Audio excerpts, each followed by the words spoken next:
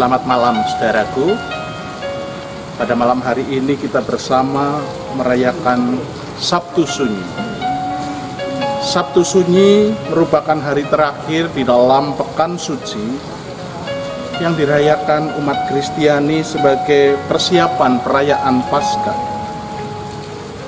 Hari Sabtu Sunyi memperingati pada saat tubuh Tuhan Yesus Kristus dibaringkan di kubur setelah pada hari Jumat Agung kemarin mati disalibkan.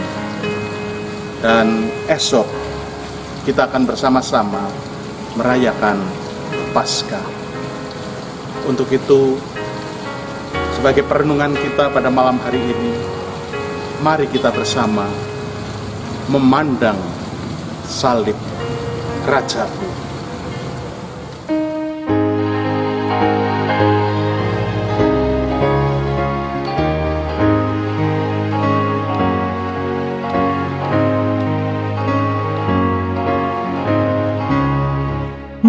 Memandang salib Rajaku yang mati untuk dunia, ku rasa hancur jangkaku dan harta hilang harganya.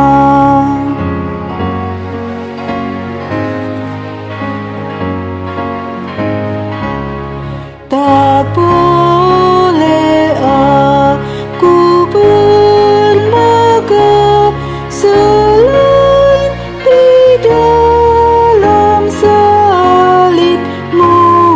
Ku buang nikmat dunia demi darahmu yang kudus.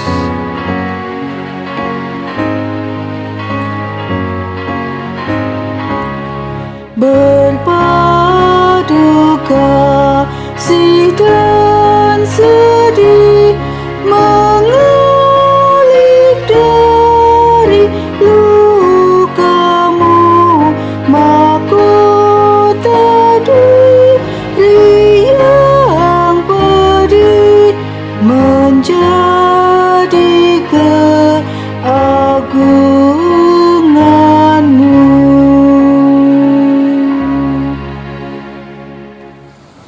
Mari saudara kita membuka Alkitab kita dari Injil Tuhan Yesus Kristus menurut Matius pasal 27 ayat 57 sampai 66 yang berbunyi demikian. Menjelang malam datanglah seorang kaya, orang Arimatea yang bernama Yusuf dan yang telah menjadi murid Yesus juga. Ia pergi menghadap Pilatus dan meminta mayat Yesus. Pilatus memerintahkan untuk menyerahkannya kepadanya. Dan Yusuf pun mengambil mayat itu, mengapaninya dengan kain lenan yang putih bersih, lalu membaringkannya di dalam kuburnya yang baru, yang digalinya di dalam bukit batu. Dan sesudah menggulingkan sebuah batu besar ke pintu kubur itu, pergilah ia. Tetapi Maria Magdalena dan Maria yang lain tinggal di situ, duduk di depan kubur itu. Keesokan harinya, yaitu sesudah hari persiapan, datanglah imam-imam kepala dan orang-orang Farisi bersama-sama menghadap Pilatus. Dan mereka berkata, "Tuan, kami ingat bahwa si penyesat ini sewaktu hidupnya berkata, 'Sesudah 3 hari aku akan bangkit.' Karena itu, perintahkan untuk menjaga kubur itu sampai hari yang ketiga. Jikalau tidak, mungkin murid-muridnya datang untuk mencuri dia." Lalu mengatakan kepada rakyat, "Ia telah bangkit dari antara orang mati, sehingga penyesatan yang terakhir akan lebih buruk akibatnya daripada yang pertama. Kata Pilatus kepada mereka, "Ini penjaga-penjaga bagimu. Pergi dan jagalah kubur itu sebaik-baiknya." Maka pergilah mereka, dan dengan bantuan penjaga-penjaga itu, mereka memeterai kubur itu dan menjaganya. Sampai di sini pembacaan firman Tuhan. Yang berbahagia adalah kita semua yang memelihara firman Allah.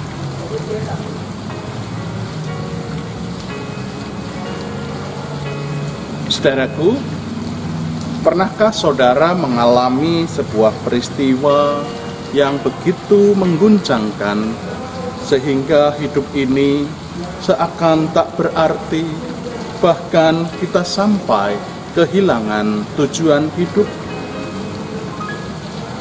Mungkin ada di antara kita yang belum lama ini mengalaminya karena pandemi yang menimpa kita sampai hari ini.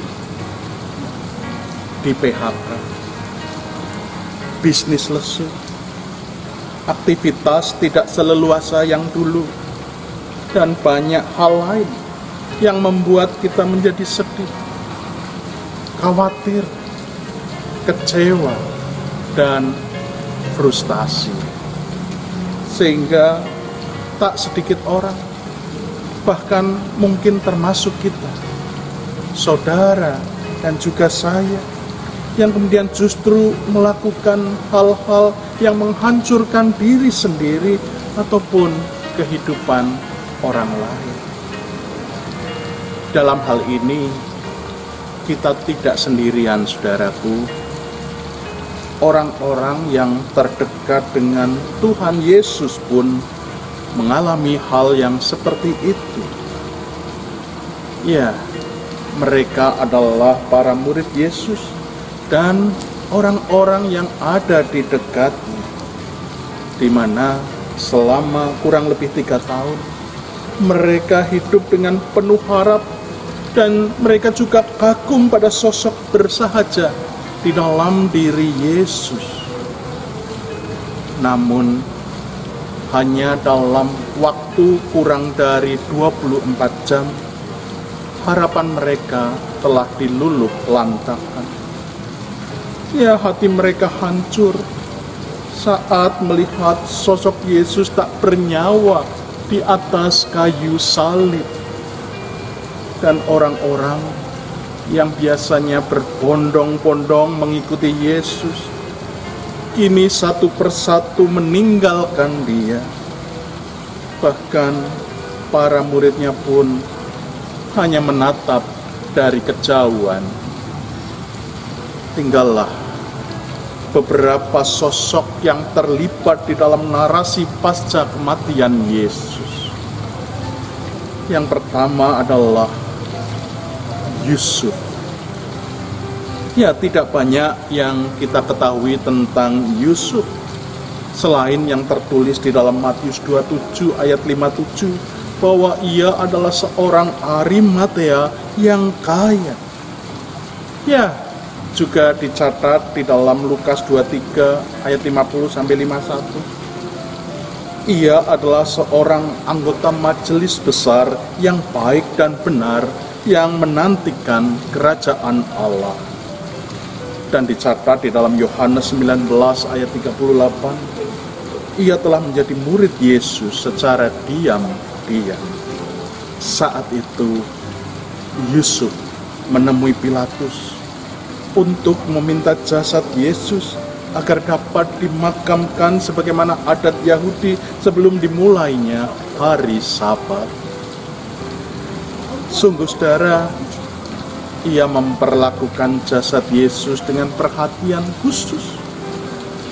Mengapani Yesus dengan kain lenan yang putih bersih sebagai simbol kesucian moral dan juga ketidakberdosaan. Lalu memakamkan Yesus di sebuah kubur yang baru digali. Setelah itu selesai, maka pergilah Yusuf. Sosok yang kedua Maria Magdalena, dan Maria ibu Yesus.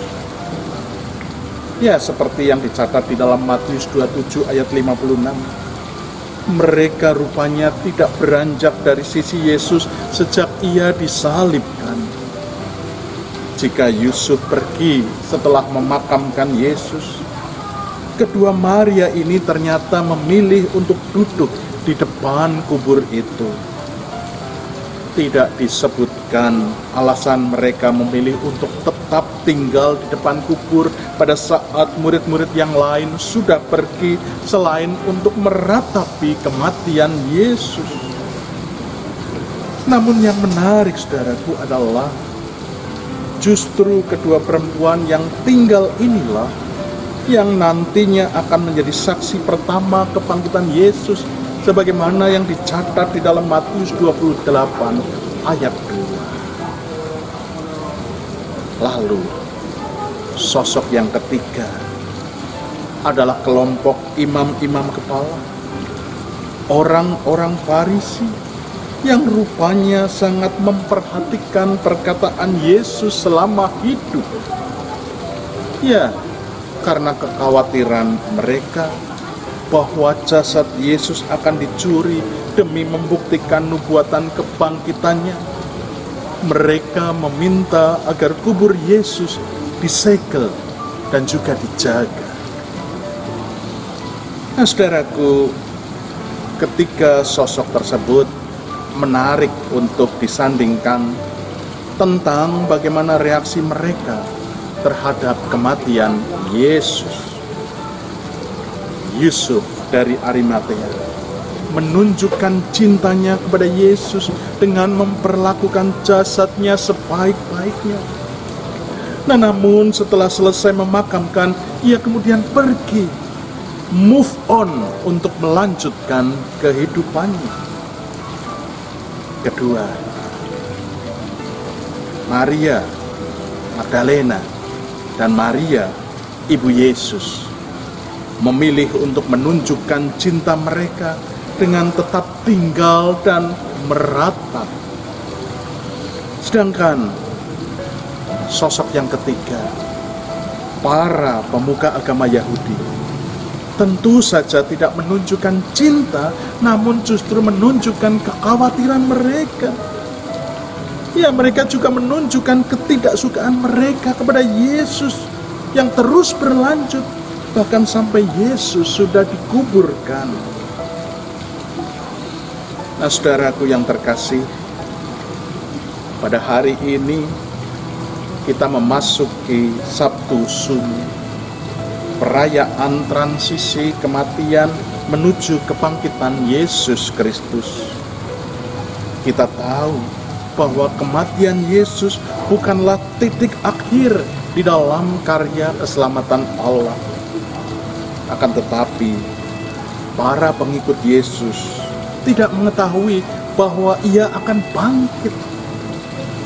Kematian Yesus di mata para pengikutnya adalah sebuah kematian yang tragis, di mana kerinduan dan harapan mereka akan Yesus hancur berkeping-keping. Semangat dan gelora yang sebelumnya mereka rasakan selama Yesus masih bersama dengan mereka, kini tidak dirasakannya lagi. Boleh dikata, mereka telah kehilangan segala-galanya.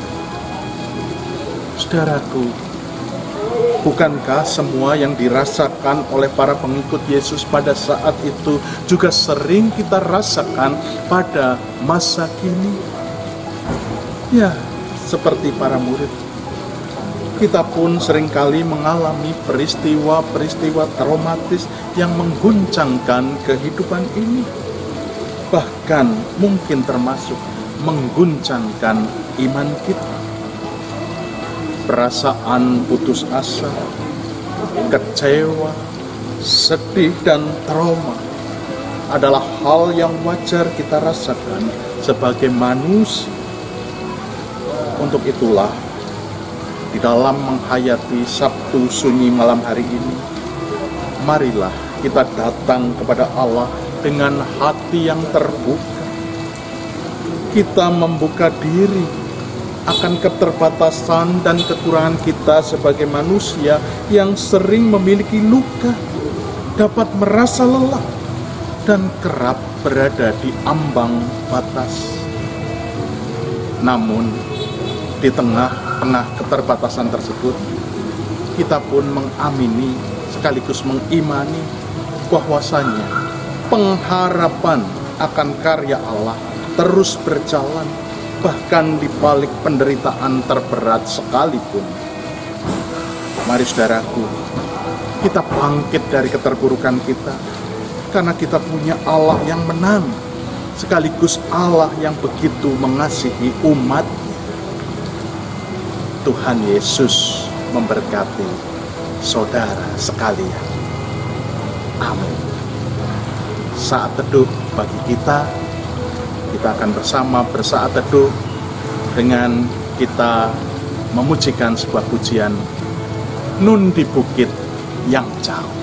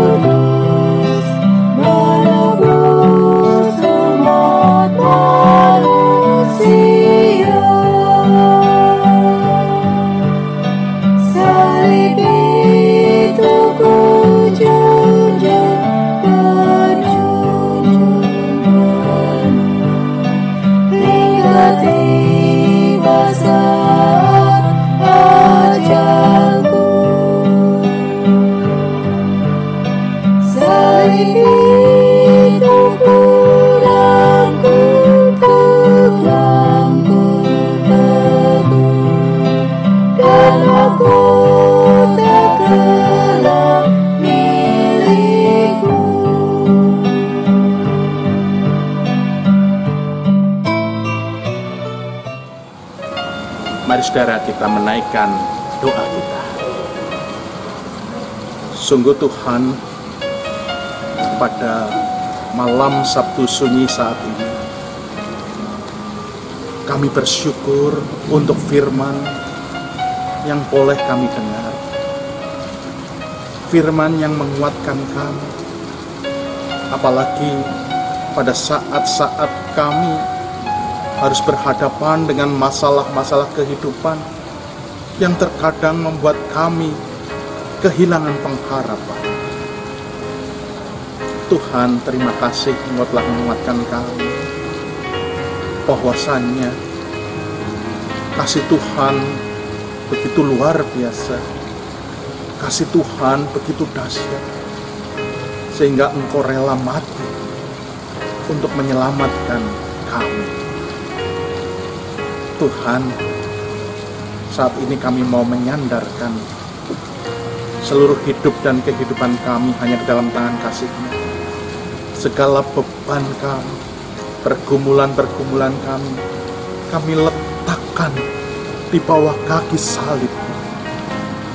Tuhan, kami percaya di balik semua beban-beban pergumulan kami ada pelangi kasih Tuhan, ada pengharapan yang luar biasa dari Tuhan. Dan Tuhan, sungguh kami mengimani sekaligus mengamini bahwasanya Tuhan pasti punya jalan keluar. Ketika manusia sudah mengatakan tidak ada jalan lagi, tapi bersama Tuhan, Tuhan sendiri yang akan membukakan jalan bagi kami. Sebab itu Tuhan, di malam Sabtu Sunyi ini, sungguh kami mau berserah kepadamu. Kami saat ini memiliki pengharapan karena Tuhan Yesus sudah mati bagi kami, dan esok kami akan merayakan bagaimana Dia juga bangkit bagi kami.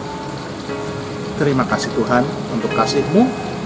Biarlah pandemi COVID-19 yang masih terjadi hingga hari ini boleh segera berlalu, sehingga kami boleh menjalani kehidupan kami seperti dahulu. Walaupun mungkin saat ini kami harus hidup dengan norma-norma yang baru, dengan kebiasaan-kebiasaan yang baru. Dan kami juga mau memasrahkan negeri ini ke dalam tangan kasih Tuhan. Engkau yang akan terus menjaga negeri ini, sehingga kesatuan dan persatuan boleh tetap terus terjaga apa dan bagaimanapun kehidupan yang terjadi di negeri ini. Terima kasih ya Tuhan, hanya di dalam kasih-Mu Kristus kami berdoa, memohon, dan bersyukur. Amin. Tuhan Yesus memberkati saudara sekalian.